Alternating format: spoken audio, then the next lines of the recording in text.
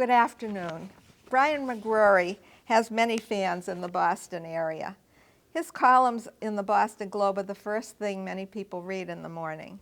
His recent elevation as an editor at the Globe means he will not be writing his columns anymore. Many of us are disappointed. However, we can read his new book, Buddy, How a Rooster Made Me a Family Man, a warm and witty memoir about his life. Chuck Leddy, a freelance writer who first wrote about this book in the G section of the Boston Globe on November 13th, said, Brien McGrory's poignant and funny new book, Buddy, which traces much of the Globe columnist's adult life and career, takes the pet memoir to a hilarious new place as a crazed rooster competes with him over who will rule his new family's suburban roost.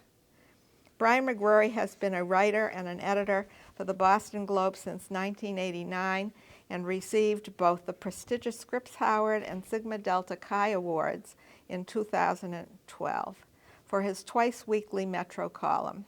He's the author of 4 novels and lives in Massachusetts with all creatures great and small. Please welcome Brien McGrory.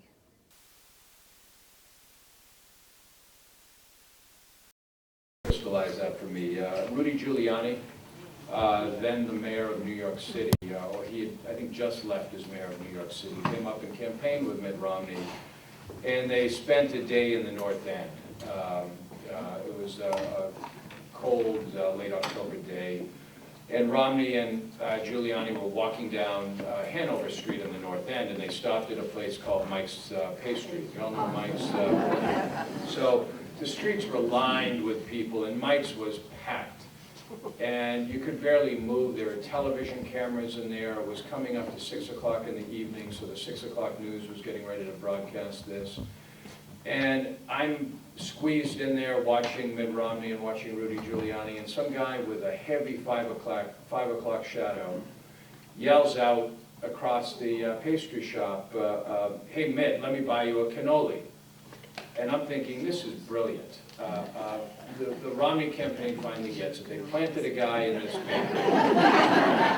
He's going to buy Mitt a cannoli. Mitt is going to bite into this cannoli. He's going to have a little cheese on his face, or whatever it is. It's cream cheese on his face. He's going to be on the 6 o'clock news. Mitt Romney, man of the people.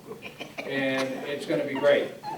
So Mitt looks over at the guy, holds up his arm like this and says, sorry, no time, I've got to run. And I'm thinking, oh my God, this guy could be our governor. And Mitt walks over to the door and stands there, the exit, and Rudy Giuliani sees what's going on. And Rudy Giuliani, if for any of you have ever met him, is an extremely gifted politician. Rudy Giuliani goes over to the guy and hugs him as the cameras are rolling and says, let me buy you the cannoli. And the whole place erupts in applause as Romney is nervously waiting by the door. So I wrote about it. I wrote a whole column, and it got quickly dubbed in the campaign as a cannoli caper. And Romney's own campaign aides called me the next day, and I thought they were going to be livid. You know, how dare you make a big issue out of a pastry, that we're talking about budget deficits and the like. And 2 or 3 of them called me up and said, well, now you see what we're dealing with. So I will give Mitt Romney credit. 2 days after he won the governorship, he invited me up to his house in Belmont. And it was just me and him. His wife and kids had gone on vacation, and he was going to go meet them. And I'm sitting in his study with him, and he walked in with a plate of cannoli. So he kind of got the joke. One more Mitt Romney story, if I could. So Mitt serves out most of his governorship. He spent probably 3 of the 4 years engaged in the job. And then he had designs to be the president, and it's now, was it 2005 or so, and coming 2006. And before he left the governorship, he called me up and said, let's have lunch before I go. And I always liked Mitt Romney, I really liked him. And so I meet him at a restaurant on Beacon Hill called Number 9 Park Street. The great part about Mitt Romney was I found him to be a very thoughtful guy. When I needed, very accessible to me, when I needed to get a handle on something he was doing, I just called him and he returned the call. If I was doing something that, required some vision, I'd give him a call, and he'd always give me a very thoughtful quote and chat for a while. I found him to be a very approachable guy. So we meet at number 9 Park, and I knew something was up when he brought his press secretary with him, which you never do. I mean, if you ever get invited out with a reporter, don't bring your press secretary. Just go on your own. So the waiter comes over, and Mitt's press secretary orders a dish called chicken under a brick. And Mitt, for those who don't know him well, is something of a control freak. He likes to control every single thing around him, for good or for bad. And he looks at his young press aide and he says, "You can't get that, it takes too long to make." And I'm sitting there thinking, number one, how does he know how long chicken under a brick takes? And he's the guy that invited me. Why is he in such a rush? So she orders something else, the governor orders something else, the waiter comes over to me. And the only thing I could do is a proud reporter, was order the chicken under the brick.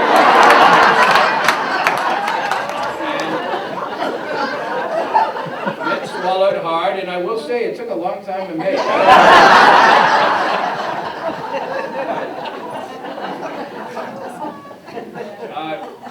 Charlie Baker, do you all remember him? Ran a profoundly mediocre gubernatorial campaign. He's another guy who we all thought was going to come in and just take over as governor, and the problem is you have to campaign for the job. And Charlie had great credentials. In person, privately, he is often a terrific and personable guy, very, very smart, ran a terrific company, Harvard Pilgrim, really turned it around. But on the campaign trail, he was borderline awful. And so the first time I meet him, he had questions to answer about the Big Dig. Back when he worked in the Weld and Salucci administrations, his Secretary of Administration and Finance, or main budget guy, he oversaw Big Dig financing. And he pulled a couple of maneuvers with Big Dig money that proved very costly for the state, but he wasn't answering questions about them. So I called his staff and I said, "Listen, I want to come up and chat with Charlie about the Big Dig and his financing of it and his role," and they said, "Sure."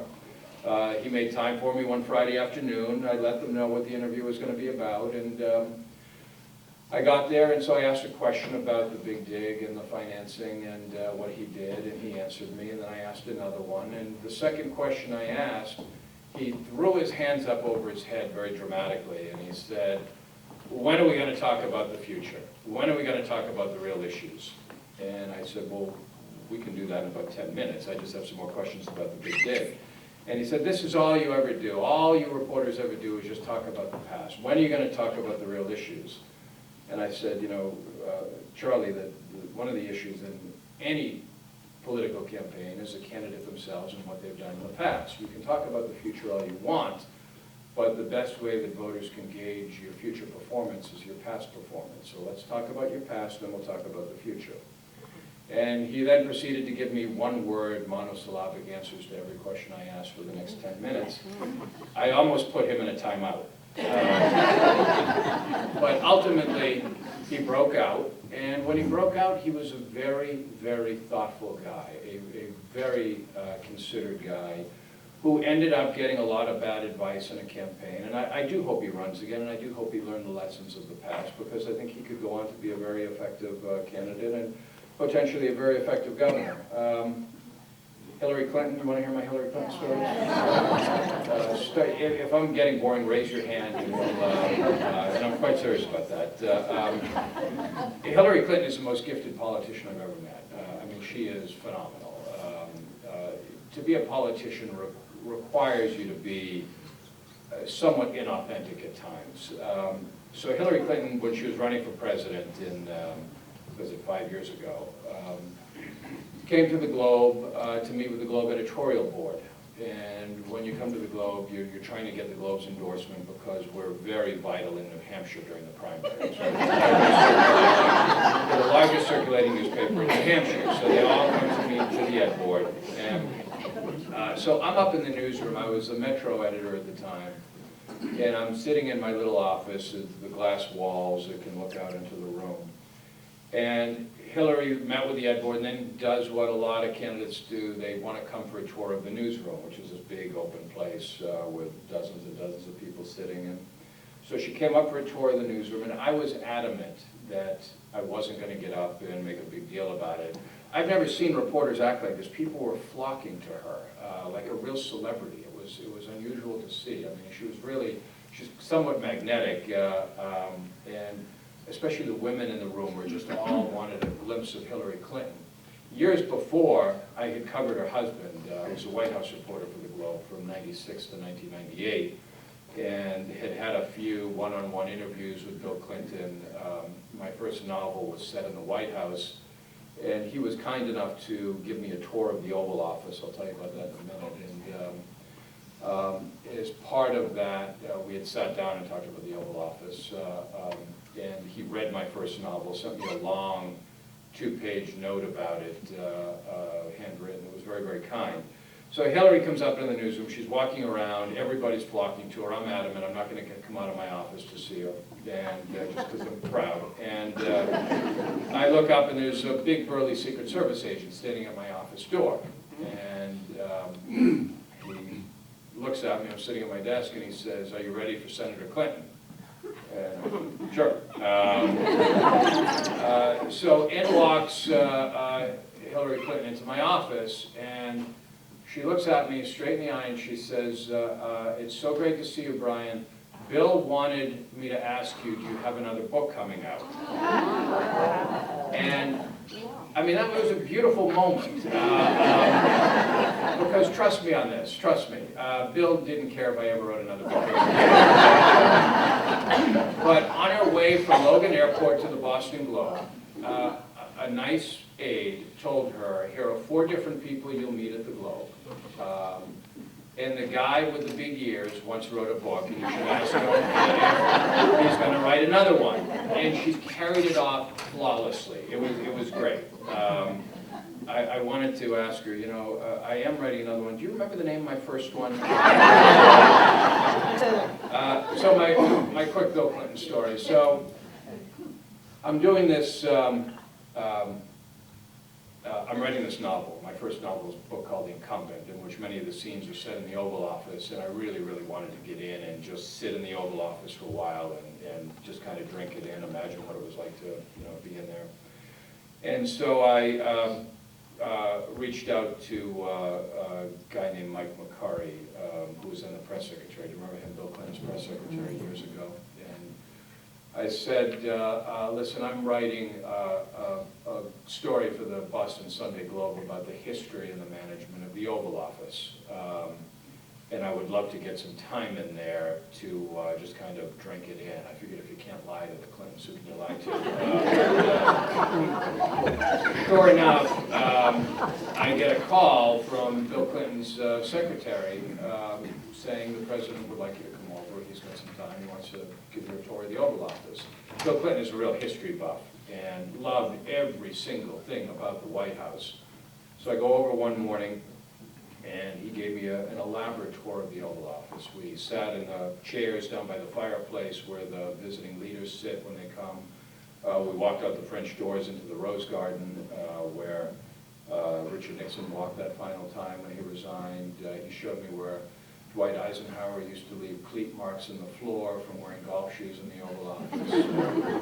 He showed me all the artwork he picked out from the National Gallery and the sculptures and the books and all that on his bookshelves. And it was really fascinating. I mean, he's really a pretty amazing guy. And then he said, "I want to show you my favorite place in the White House." And he took me down an internal hallway from the Oval Office that I didn't know existed, and I had actually studied it quite a bit. And he brought me into a private study just off the Oval Office, really small. It had a desk, rocking chair. He's an avid political campaign paraphernalia collector and walls of campaign buttons.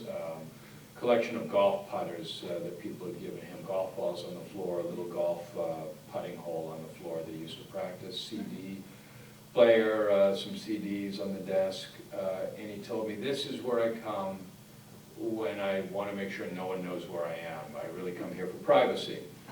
So that's nice. I kind of put it away, and about 2 months later, the Monica Lewinsky story. And it ended up, that's where he and Monica used to go. Some reporter I am. There he is, trying to confess the biggest story of my life, and I'm paying no attention to it whatsoever.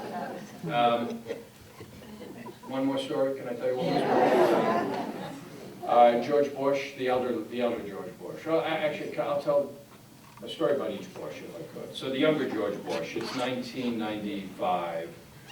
He is the governor of Texas. Long before he was president, he was incredibly successful as governor of Texas. Everybody was talking about him as a potential presidential candidate. I was a national reporter for the Globe, and again, when every 4 years the Globe plays a huge role in national politics because of New Hampshire. So I call his press people and I say, you know, Brien McGrory from the New Hampshire Globe, I'd like to come down and do a profile of Governor Bush, and I leave that message, and I don't get a call back. And I leave another message a week later, and I don't get a call back. Karen Hughes was his press secretary down there. She went to the White House, was a pretty big aide with him there. So I'm not to be put off. I decided, you know, forget this. I somehow got his public schedule one day, took a flight down to Dallas and Fort Worth, and followed him around for a morning. He was giving a speech to the, I think it was the Fort Worth Chamber of Commerce, and I sat way up front so he'd have to see me. And then he traveled over and did an opening of a homeless women's shelter, and I made sure I was very visible in the room while he gave a speech there. And I stood out in the parking lot by his car, and he walked by me, and sure enough, I mean, he's kind of a cocky guy, and he whirls around, and he says, "Who the hell are you? You've been following me around all day." And I said, "You know, Governor, my name is Brien McGrory. I write for the Boston Globe. I'm writing a profile of you." And he said, "Well, you can't profile me if you don't talk to me, right?" And I said, "No, actually, I can't.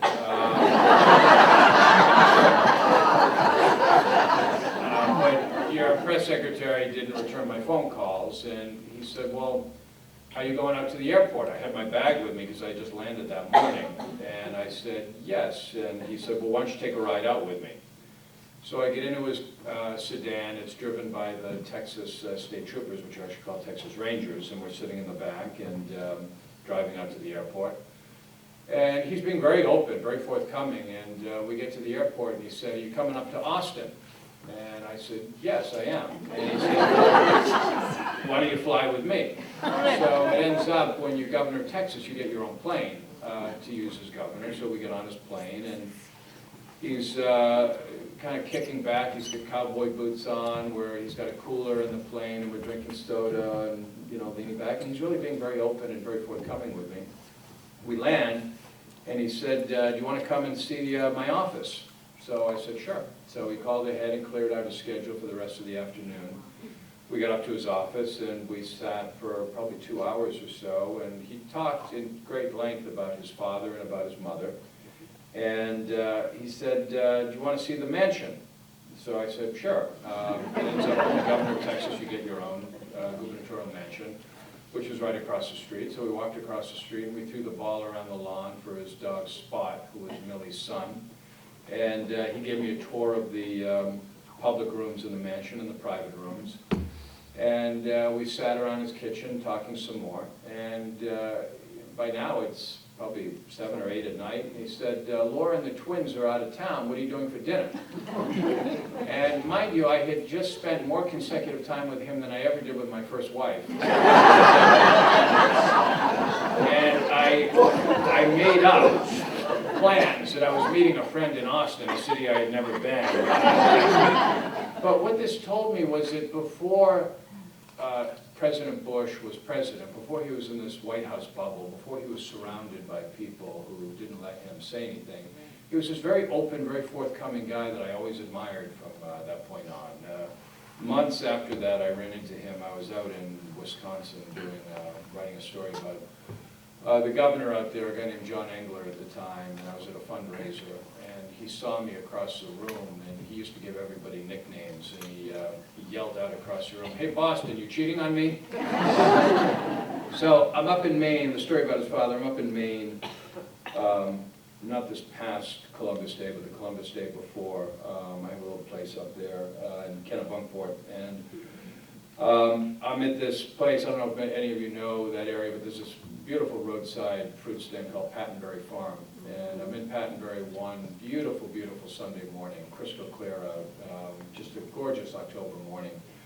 And we're buying fruit and whatnot, and I'm just kind of chatting with the woman at the register. It's one of these open-air fruit stands, and I look up and I see this shiny black sedan pull into the parking lot, and I looked away. I didn't think anything of it, and I looked away, and I'm chatting with the woman at the register about the Patriots game that day, and I look up again, and there is the elder President Bush in a wheelchair in the parking lot, sitting next to my car, having a very pleasant conversation with my two golden retrievers, whose faces were straining out the back window, the open back window, to get to him, and he was just talking to them. And so Pam and I went out to the car, and President Bush was still there, and we shook hands, and I said hello, and we just talked about dogs, and I talked about Millie, Barbara Bush's dog in the White House, and Ranger, which was a dog that you didn't hear a lot about, that President Bush really, really loved, who died between the time he lost his election and he left office. He lost his mother and his dog within a month of each other, and it was devastating for him. And he talked about how he was just coming from church and how great he felt, and I didn't tell him I was a reporter or a columnist for the Globe. I didn't want to ruin the moment. And we just chatted for about 10 minutes, and he went on his way, and we went on our way. And that moment, for whatever reason, made me very, very sad, because it reminded me of a Washington that we no longer have, a place where people were civil to each other, where there was a sense of bipartisanship, where there was compromise, where we got things done without fighting over every last thing. And I went back to Boston, and I wrote a column about it. And I thought, you know, I feel a little bit bad here. I'm betraying a private conversation with the president, but I thought it was worthwhile. And I did feel a little uneasy. About 2 days later, a note comes from Houston. Bush had gone back to Houston for the winter. And it was incredibly poignant. He said, "I'm 87 years old now, and kind words go a long way. You know, thank you very much for the meeting. Thank you very much for your column." And it was as poignant as it gets. And that made me even sadder that we don't really have this in Washington anymore. So that's my story of the two Bushes. Does it feel like I'm talking endlessly? A little bit about newspapers, and then we'll talk about a rooster. So the Globe. I had recently left the column to become the editor of the paper, which means a lot of things for me. First off, it means I have to work Fridays now. I didn't know we were open on Fridays.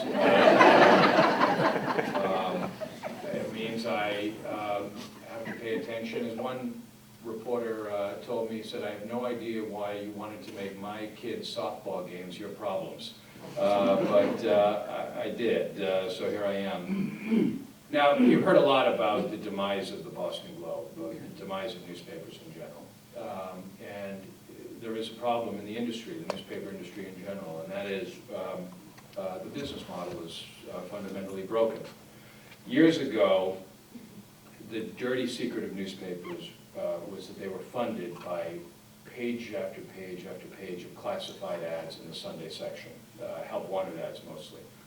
No paper in America, no metropolitan paper in America was better at getting these ads in the Boston Globe, one of the most financially successful papers in the country.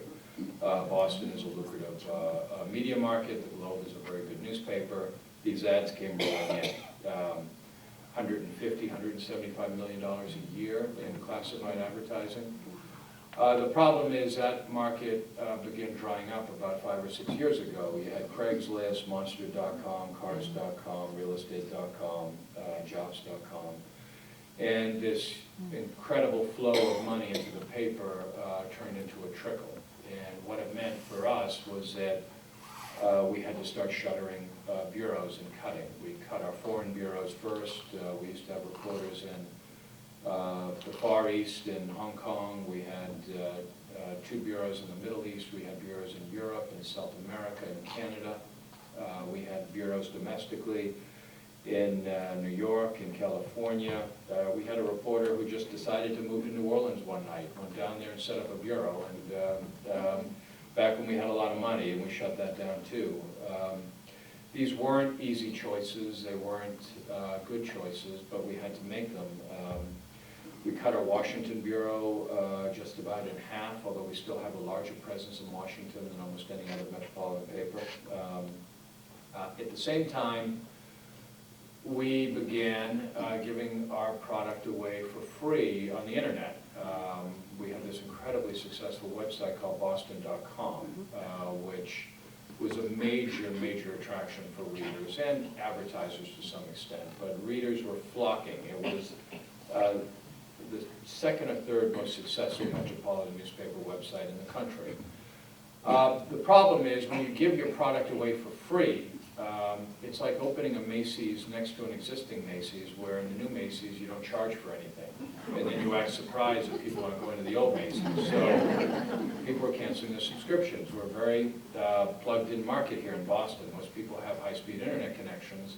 A lot of people canceled their newspapers and were reading us for free online. And everybody was talking about the demise of the Globe. Nobody reads it anymore. That's not true.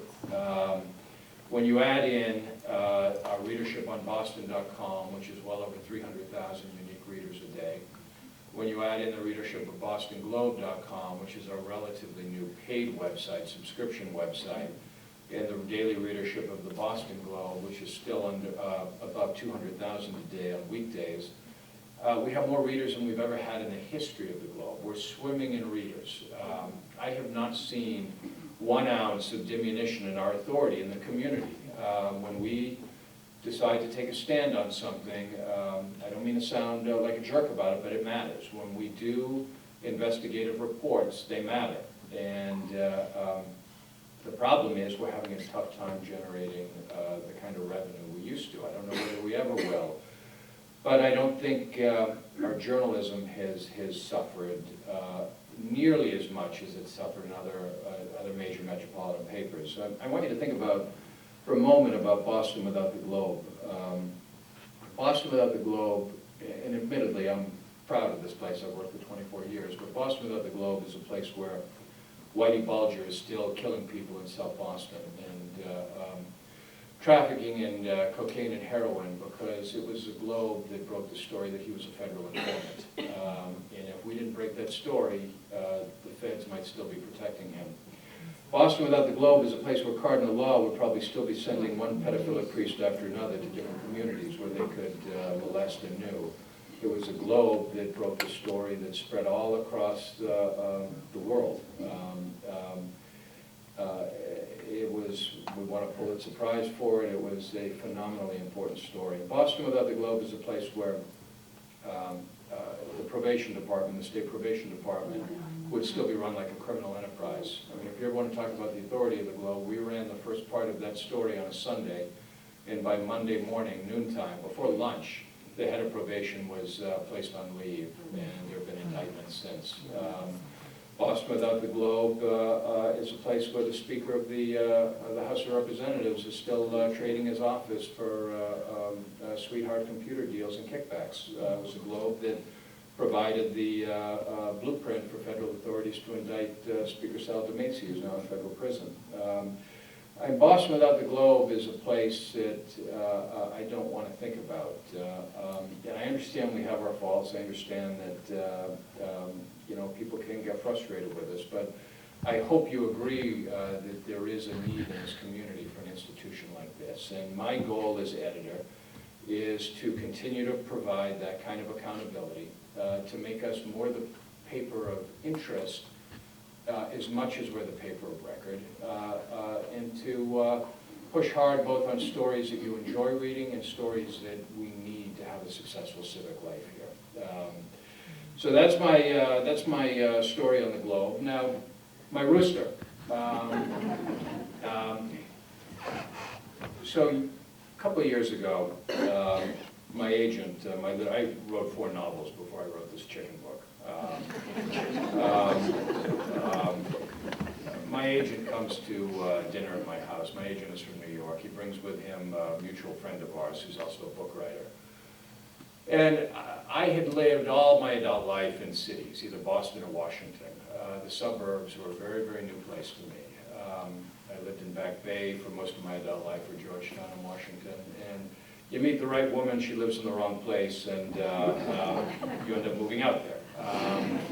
We bought a beautiful house. She has 2 wonderful kids. My agent wanted to see me in this new place. He said it would be like watching a cheetah in the desert.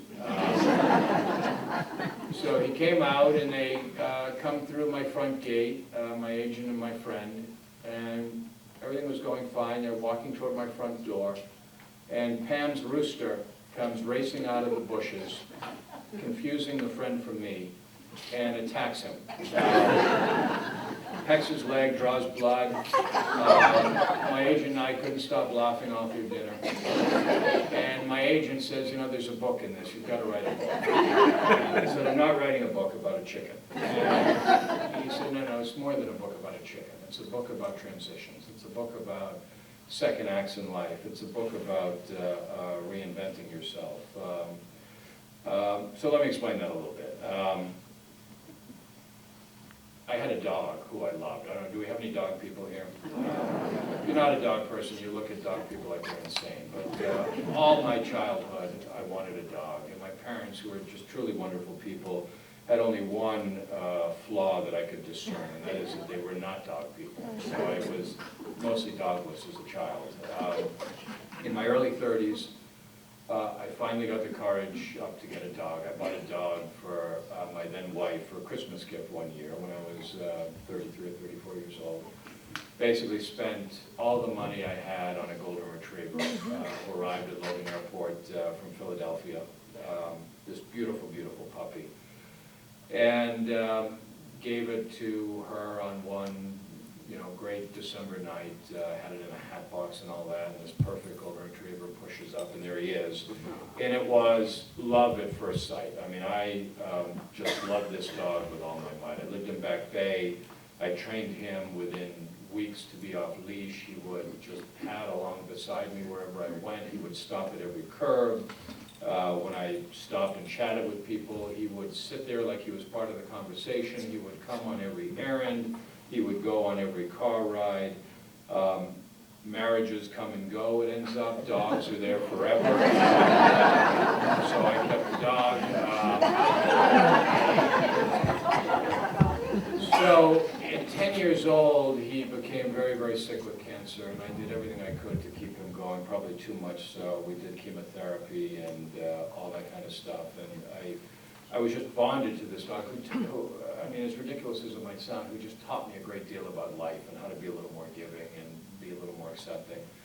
Now, his lifelong vet was a woman named Pam, who, as I was putting Harry, getting ready for Harry to die, Pam was also going through a split up in her marriage, and Harry went off, and I put him to sleep, and months after that, Pam and I ended up establishing a relationship. I think she was impressed how I was with Harry. I was impressed how she was, and this dog basically brought us together. Pam came with all these really foreign accoutrements to me. A life in suburbia, 2 young daughters, a menagerie of animals. Her oldest daughter, Abigail, for a science experiment at her school in Sudbury, hatched chicken eggs one year when she was in 2nd grade, and 3rd grade actually, and got an incubator in the mail. The eggs get turned around 3 times a day under a heat lamp, just like a hen would. And 1 egg hatched. In retrospect, thank God, just 1. And out comes this adorable chick, this yellow chick. And Pam is a vet, is an animal lover. The daughters love animals as much as the mother, and they worship their mother. And they are doting on this chick like you wouldn't believe. The chick sat between them every night as they watched iCarly on television. The chick lived in a little hamster cage on a console table in the living room. And I'm coming and going from the city at this time. I'm going out every night to visit and you know, staying until 8 or 9 o'clock and then heading back into the city. And so the chick outgrows the hamster cage and ends up in a dog crate on the living room floor.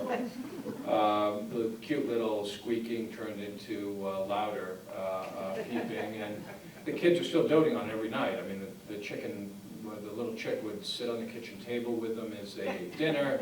They would carry it around. They're constantly petting it.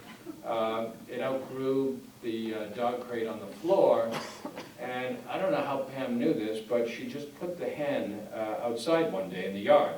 And you know, you've heard the riddle, why did the chicken cross the road? For the life of me, I didn't know why this chicken didn't cross the road. The chicken would wait on the front stoop for Pam and the kids to come home from work and school, and it would peck at the doors to get inside because it was used to being cuddled and fondled in there.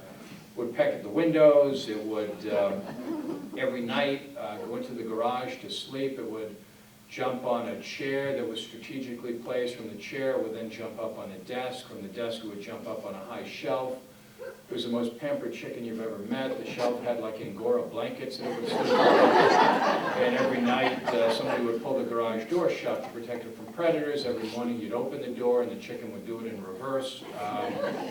So one day, I go out and to the suburbs, and Pam is on the front stoop looking stricken. The kids are playing in the yard with the bird and the dogs. And I said, you know, Pam, what's wrong? And she said, go and look at the note that the cleaning lady left. And I go in, and the cleaning lady, who was from Brazil, left a note saying, I hope you don't mind, I left some cheese for your rooster. And I came back out and I said, well, Buddy eats cheese all the time. Buddy ate watermelon, Buddy ate cracked corn, Buddy ate oatmeal, Buddy ate whatever Buddy wanted. And she said, no, you don't get it. The cleaning lady said it was a rooster. And I said, well, it's not a rooster, it's a hen. And she said, no, the cleaning lady's from Brazil. She knows roosters from hens. So Pam brought the bird into her clinic in Boston and did what's called a sexing test, which you don't want to know about. And 10 days later, a laboratory in Canada called up and with the joyous news that Pam had a rooster. Now, mind you, I'm eyeing this whole scene thinking this is, you know, not normal. But I thought, okay, now that we've got a rooster on our hands, this thing's not going to last here. So, I mean, there's this whole backyard chicken movement, but you don't hear about backyard roosters. So, I thought Pam would give it away at that point. What she did instead was she nailed heavy beach towels to the windows in the garage so the bird wouldn't know it when it was first light. She put towels under the doors around the garage so that the noise wouldn't escape. And sure enough, this bird grew this huge barrel chest, and suddenly a crown sprung up on its head. And it still came inside every night, still watched TV with the kids, still pecked around the floor, loved the kids, loved Pam. The bird would literally follow Pam around the yard like a little stricken puppy dog. The problem is, Buddy hated my guts. With a passion like you wouldn't believe, he hated me. So we buy a house, we all move in together. 2 Maine Coon cats, 2 golden retrievers, 4 rabbits, and the rooster. And Buddy made it his life's mission to get me out of that house.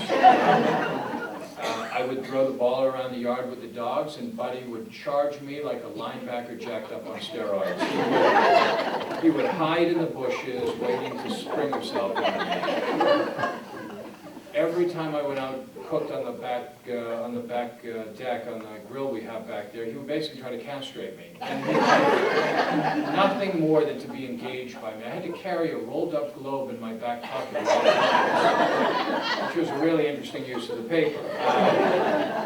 As time went on, and I'm realizing I'm the second most popular guy in this household, I would go out and try to spend time with Buddy, because I really grew, odd as it sounds, to admire him. I mean, I was new to suburbia, I was missing the city, I was a little bit forlorn about what I didn't have back in Boston, and I'm watching this bird who didn't care about anything except what he had within this fence line. All he cared about was the women of the house. All he cared about was patrolling the yard. He had free run of the yard. He didn't have a rooster house. He had a rooster palace with transom windows. A mahogany plank that he would walk up every evening at dusk.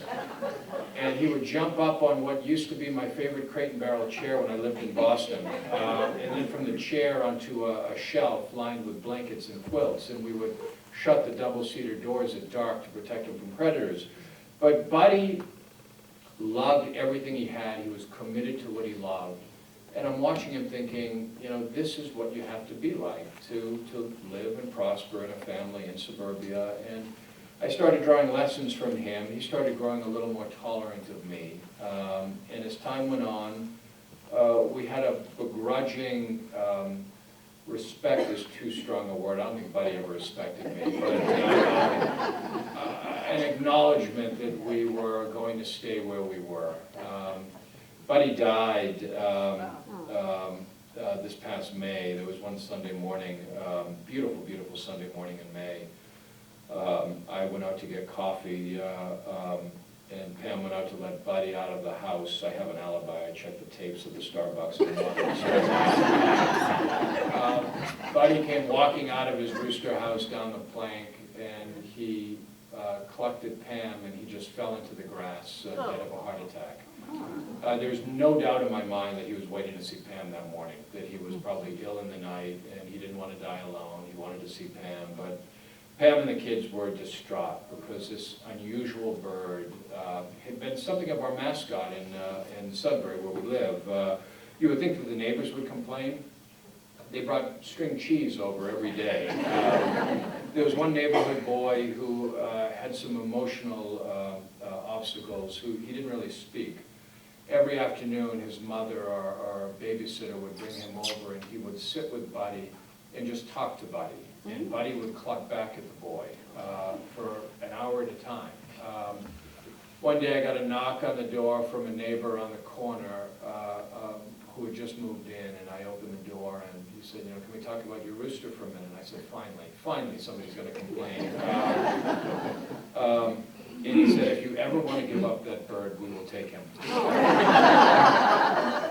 know, you get the first half right anyways. But the town livestock inspector, who knew we had a livestock inspector? Who knew a livestock inspector would ever come to my house? Showed up and took one look at Buddy's house and said, I will never need to come again. But Pam and the kids were distraught. We live on a main street, and cars used to stop along the street. Kids would play, spot the chicken. People would come up to the fence all the time to feed him, and so that was it. Buddy was a good rooster, but there's now fresh talk of getting hens at the house, which I think I can deal with. It's a rooster, I can't. So that's how I came to write the book. My agent said it's more than a story about a chicken. It's a story of coming of age. It's a story of commitment. It's a story of second acts in life. And it's a story, in many ways, of blended families. And much of the book deals with how one, middle-aged guy, pretty set in his ways, came to terms with, living in an environment with two young girls and taking a look at it from their point of view, how difficult it is to be young kids, a product of divorced parents, and making your way in life.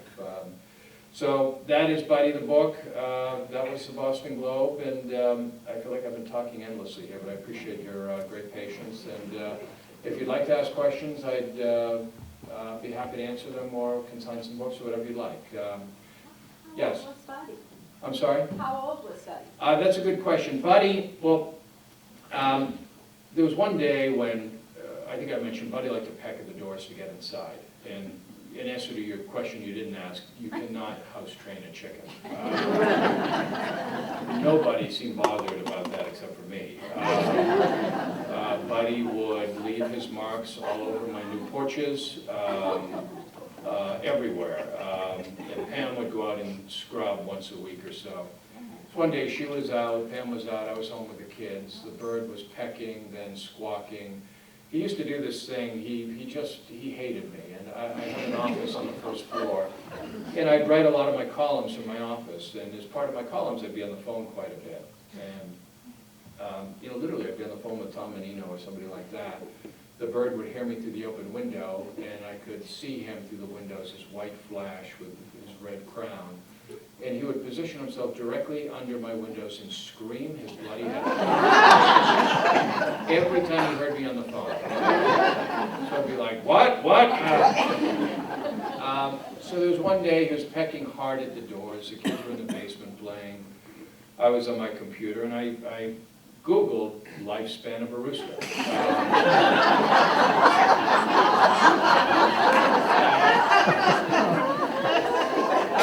The answer came back, which I found fairly shocking. The exact quote was, a well-cared-for rooster can live to be 15 years. I'm thinking this rooster's going to outlive me. So I figured Buddy was there for the long haul. Now, Buddy died at age 3. After he died, Pam was pretty distraught, and her and this bird were amazingly close. They used to sit on the front porch together and just kind of watch the world go by. Pam did a whole lot of testing and research and learned that Buddy was actually part of what's known as a broiler breed. And it's every bit as crass as it sounds. He was bred to be broiled at a very young age. And although he lived a beautiful life, an extravagant life, his heart just wasn't capable of pushing him onward like that. So he probably lived 2 years longer than he was ever meant to. And so he died at a little over 3 years of age. Yes? Like a lot of people here, the Globe has been part of my life for a lot longer than you've been around. But when we go on vacation or don't get the Globe for some reason, you're asked by the system to donate it to the schools. Yes. Is this program adding to, making an impact? I would love to think that young people who get the Globe that way. I do actually think it is. I don't have the figures in front of me, but I know it does add up to a significant amount of money, and it does get newspapers into schools. We're also, the Globe is in the process of buying computers and iPads for schools so that they can read our e-paper version. Young kids generally don't like to flip the paper. So there's like an age mark. It's like 38 or 40 years old, in which if you're under that, you generally don't flip the paper. If you're older than that, you still do. We're buying a lot of iPads and computers for schools so that they can read it that way as well. So that program does work very well. Yes, sir. Where do you see the Globe in 10 years? It's a good question. I mean, more and more we're becoming a digital operation. About 3 years ago, you recall, the New York Times, our corporate owner, threatened to shut us down. We were, according to the Times, about $80 million in the red. And bleeding money at the time. It was the absolute depths of the Great Recession, and we hadn't made the adjustments we needed to make to deal with our new reality, which was both a really bad economy and a very rapidly changing business model. And so the Globe, the unions made concessions, management had give-backs, we cut a lot of positions, and we also did something that was extremely risky. We hiked the price of the paper, the home delivery. We made it, maybe I should or shouldn't tell you this, we made it the most expensive metropolitan paper in the country to subscribe to. We have, I would bet, more reporters per subscriber than any other paper in America besides the New York Times or the Wall Street Journal, maybe the Washington Post. We have a very big staff for the number of subscribers we do. We feel like we have to. The Globe readership is incredibly sophisticated. Globe readers are smart people. These are people that have come to expect a lot of their paper. They know good journalism, they know bad journalism, they want good material in the Globe. The problem is classified advertisers, those people who bought, the businesses that bought all those ads in the back of the paper were no longer there to subsidize home delivery and single copy sales. I mean, not that long ago, the Globe was what, a quarter of paper, $1 to get it delivered. That was when classified ads were subsidizing it. So we hiked the price of the paper substantially, I think almost by 50%. And we anticipated a huge drop-off. And that drop-off didn't happen. People didn't cancel their subscriptions anywhere near what we expected to. We also put up a paywall on Boston Globe. We invented this website, bostonglobe.com. We're giving less Globe material to boston.com. And so we're basically asking you to pay for this incredibly expensive journalism that we produce, and that model will continue. Our goal is to get your credit card and keep charging it until about 6 months after you're dead.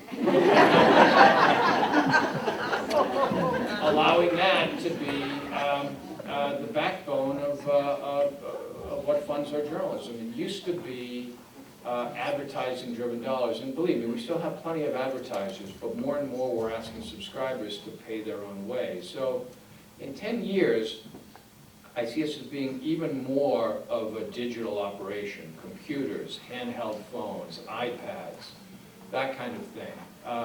Devices that we can't even imagine yet because they haven't been invented. And those who still want to read us in print, it will absolutely be available. We will just be asking you to pay for what it costs us to produce that in print, and we think that's a pretty fair deal. And if you want to get us on the computer or on any other device, it will cost less because it costs less for us to produce. So I'm very, very hopeful. If you really follow this business model to its logical conclusion, right now, the Globe is paying an unbelievable amount of money to get the physical newspapers from our plant in Dorchester to your houses and the stores near your houses. It costs us 50% more to deliver the paper than just to produce the content in the paper. So is a delivery, I mean, think about it, we're paying for a very expensive paper, expensive ink, gas, trucks, drivers, all the people it takes to put the papers together. These are good jobs, and we hate to see them go away, but my concern is the journalism. And as the delivery mechanism becomes less expensive, meaning we beam it into your house via your computer, on your smartphone, or on your iPad, we cut out a lot of those costs that are involved, and we can put more of that money toward the journalism we produce. So we're going through a rough transition period now. We're in better shape, a lot better shape than we were a few years ago. We're making changes virtually every day, but I am pretty upbeat about where we'll be in 10 years. It's a long answer to a short question, but I appreciate it. Yes, sir. Would you contemplate publishing fewer days a week? It's, the question is, would you contemplate publishing fewer days a week? And it's something that's going on in a lot of other cities, Detroit, New Orleans. It's going to happen more and more. I mean, if you open, it's a good question, if you open our Monday paper, there are virtually no ads in there. Ads are still a lucrative way we make money. Tuesday, Wednesday, sometimes Saturday. Our big money papers are Thursday, Friday, and Sunday. Sunday was where we make the bulk of our revenue. It may come to that. I'm not foreclosing it. It's not an option we want right now. We think that the value in the Globe right now is that we get to your door 7 days a week, and that people rely on us 7 days a week. I can't foreclose that it might come to that someday as a money-saving venture. Maybe we'll go tabloid one day in a shorter paper than we put out on Mondays or Tuesdays. Right now, our aim is to continue 7 days a week. Just a comment. The value of a habit is very good. Yes, we understand that. We understand that. We want you to have us 7 days a week in the same form. Have you tried our e-paper, by the way? Have you, Many of you have iPads. I sound like a salesman, but we have an e-paper on the iPad that actually looks exactly like the paper. And you literally go from page to page. The ads are there. Everything is there. It's actually a very nice reading experience. I'm taking sign-ups in the back of the room after. Other questions? Yes, ma'am. I'm just wondering how you choose letters to the editor and the op-ed column. Is there a group of you that decide on what's going to be printed? So that is the one of only a couple of parts of the paper that I don't control. So the editorial page editor, we have an editor of the paper, which is all the news content, and then an editorial page editor, a guy named Peter Canellos, who's very, very good. He dictates the editorials, the letters, the cartoon, and the op-ed columns. And there are 2 letters to the editors who get flooded with these letters every day, go through them to see which are well-written, which make good points, which make original points, and choose those. And then we have an op-ed editor who edits our regular staple of op-ed columns, which is Derek Jackson, Scott Lehigh, John Benaki, Joanna Weiss, Julia Kayam, and then takes submissions from the outside. Because those all involve opinion and Globe editorials, that's the job of somebody else, but that's how they do it. Yes, sir. I missed the articles that you wrote, but I was always curious as to how, especially since you said that you had the freedom to choose anything that you wanted to write about, how you find those kinds of things on a regular basis. I mean, it seems like at some point in time it would be very difficult to do. Thank you for the question. It's a good question. First off, let me tell you, nobody misses my column more than I do. I mean, it was I actually mean that quite sincerely. It was a really great privilege to have a column in a paper like the Globe, specifically to have a column in the Globe in a community where I grew up. It was my life's ambition, and I was really fortunate to fulfill it. I followed a guy by the name of Mike Barnacle, and it was a very tough act to follow. I came in at a time of great controversy in the paper, and many people had a relationship with Mike that was longer than any other relationship they had in their lives. And my goal was to start slow, to not, jump up and down and screw and look at me. And took me a while to find my voice and to find my pace. And what I realized is that I set my alarm for 11:30, knowing that I was going to be late for lunch with the publisher of the paper. I'll leave him waiting. What I found very quickly was that, as I said earlier, the readers of this paper are just extraordinary people, very, very smart, very in tune, avid newspaper followers, and quickly I was flooded with ideas, tips. I mean, I got calls and emails from emergency room nurses, from lawyers, from beat cops, from, you name it, all aspects, all corners of society, giving me tips on columns that increasingly were really the kinds of things I wrote about, because these people are so sophisticated, they knew what I liked to do. And the tips I got turned into many of the best columns that, in my mind, that I was able to write. I basically, as a columnist, my goal was twofold. One was to be unpredictable. I didn't want to be an ideologue. I'm not an ideologue. I'm not really a Democrat or a Republican. I like to think I go fairly straightforward at it. And I wanted to be a voice of common sense, to give voice to those who might not otherwise have one. And in doing that, I basically had 4 different, for lack of a better way to put it, pitches. I like doing human interest columns about people who wouldn't otherwise get into the Globe or who you could stand up for. I like doing political columns because I just love politics. I like doing occasional rants about things that got under my skin. And I like trying occasional humor. So those are the 4 different kinds of columns I'd mix in. If you do too much of any one, you find yourself in trouble. If you do too much humor, you're too light. If you do too many rants, your opinion becomes cheap. If you do too much politics, you become boring. And if you do too much human interest, you're not that interesting. So I tried varying it up, being surprising, and I'd leave it up to you, but for my money, it worked for me. But in large part, to answer your question, because of readers, because of tips I got from readers and the feedback I got from readers. Yes? I miss your column, trust me. I don't see any columnist is going to follow in your footsteps because I don't see it yet. See, I thank you for that, and I'd love to think that's true, that I'm impossible to follow, but I don't, though. I mean, I'm in the, first of all, we have several good columns. Do you read Kevin Cullen? Very, very good columnist, very good columnist. I'm an avid reader of Kevin. Yvonne Abraham, do you read her? Yes. Very, very good columnist. Adrian Walker. I'm in the process, give me a couple of months, I'm trying to add some new voices to other sections of the Globe. I really believe that destination columnists are an important part of the paper. I think we need more of them. I happen to love Dan Shaughnessy. I think he's terrific. But I want to get more strong voices throughout the paper who you can go to. Just give me a couple of months on that and you'll forget who I ever was.